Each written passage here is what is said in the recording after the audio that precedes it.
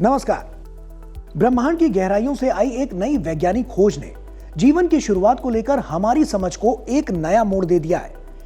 वैज्ञानिकों को एक क्षुद्र ग्रह यानी एस्टेरॉइड में डीएनए के सभी 5 लेटर्स या न्यूक्लियोबेस मिल गए हैं, यानी वही रासायनिक अक्षर जिनसे पृथ्वी पर हर जीव का आनुवंशिक कोड यानी जेनेटिक कोड बनता है। इस खोज ने यह संभावना को और मजबूत कर दिया है कि जीवन के लिए जरूरी रसायन सिर्फ पृथ्वी पर ही नहीं बने बल्कि अंतरिक्ष में भी मौजूद हो सकते हैं। ऐसे में सवाल उठता है कि आखिर ये डीएनए लेटर्स क्या हैं, ये एस्टेरॉइड तक कैसे पहुंचे और क्या ये खोज हमें यह समझने में मदद कर सकती है कि पृथ्वी पर जीवन की शुरुआत कैसे हुई। तो साइंस स्पार्क के सेगमेंट में विस्तार से जानेंगे इस खोज के बारे में। ऐसे में सवाल आता है कि क्या है ये खोज और इससे क्या हासिल हुआ है। अंतरिक्ष विज्ञान में हाल ही में एक बेहद रोचक और महत्वपूर्ण खोज सामने आई जिसने जीवन की उत्पत्ति को लेकर नई चर्चा शुरू कर दी है। वैज्ञानिकों को एक क्षुद्र ग्रह में जीवन की आनुवंशिक संरचना के सभी मूल रासायनिक लेटर मिल गए हैं। यह खोज जापान की अंतरिक्ष agency Japan aerospace exploration agency के मिशन हायाबुसा 2 द्वारा लाए गए 162173 रियोगु के नमूनों में हुई है। रियोगु नाम का यह क्षुद्र ग्रह लगभग 900 मीटर चौड़ा है और माना जाता है कि इसमें सौर मंडल के शुरुआती दौर यानी करीब 4.5 अरब साल पुराने पदार्थ सुरक्षित हैं। हायाबुसा 2 मिशन ने लगभग 30 करोड़ किलोमीटर की दूरी तय कर इस एस्टेरॉइड की सतह से मिट्टी और चट्टानों के नमूने इकट्ठा किए हैं और 2020 में उन्हें पृथ्वी पर वापस लाया। जब वैज्ञानिकों ने इन नमूनों का विश्लेषण किया तो उनमें डीएनए और आरएनए बनाने वाले 5 न्यूक्लियोबेसिस के अंश पाए गए।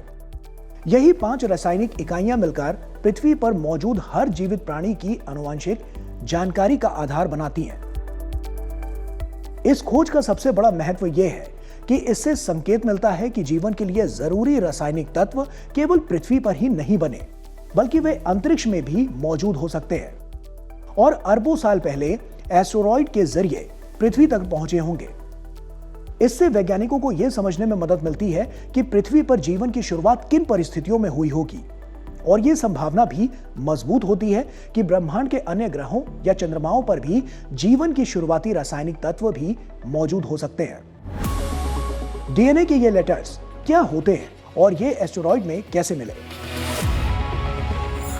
दरअसल पृथ्वी पर मौजूद हर जीव, चाहे वो इंसान हो, जानवर हो, पौधे हो या सूक्ष्म जीव, सबकी बनावट और काम करने का तरीका डीएनए और आरएनए नाम के अणुओं में ही दर्ज होता है।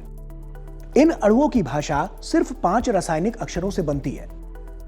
ए की बात करें तो A for adenine, T for thymine, G for guanine, C for cytosine और यू फॉर यूरेसिल। डीएनए में ए, टी, जी और सी होते हैं जबकि आरएनए में टी फॉर थाइमाइन की जगह यू फॉर यूरेसिल होता है। इन्हें न्यूक्लियोबेसिस कहा जाता है और यही जीवन के आनुवंशिक कोड यानी जेनेटिक कोड की बुनियादी इकाइयां हैं। वैज्ञानिकों ने जब रियोगु एस्टेरॉइड से लाए गए नमूनों का अत्याधुनिक लैब तकनीकों से विश्लेषण किया तो उन्हें इन 5 न्यूक्लियोबेसिस के अंश मिल गए। इसका मतलब यह है कि जीवन की भाषा बनाने वाले सभी रासायनिक अक्षर अंतरिक्ष के इस पत्थर में मौजूद थे। वैज्ञानिकों का मानना है कि ये रसायन अरबों साल पहले सौर मंडल के निर्माण के दौरान बने होंगे और एस्टेरॉइड जैसे पिंडों में सुरक्षित रहे होंगे। ऐसे में अब सवाल आता है, इतिहास में क्या दर्ज है? क्या जीवन के रसायन अंतरिक्ष से आए हैं?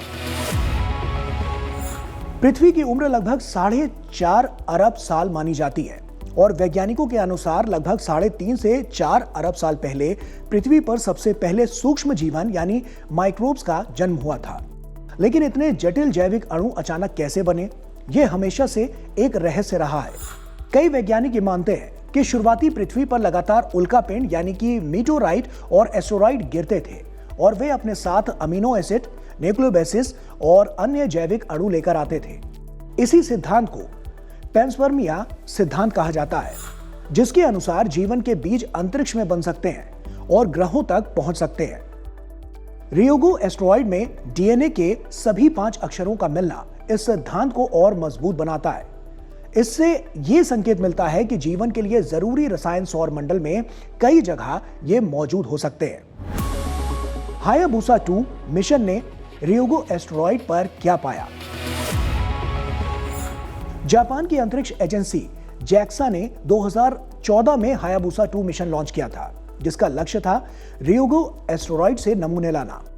यह अंतरिक्ष यान लगभग 300 मिलियन किलोमीटर की यात्रा करके एस्टेरॉयड तक पहुंचा और उसकी सतह से मिट्टी और चट्टानों के छोटे नमूने इकट्ठा किए।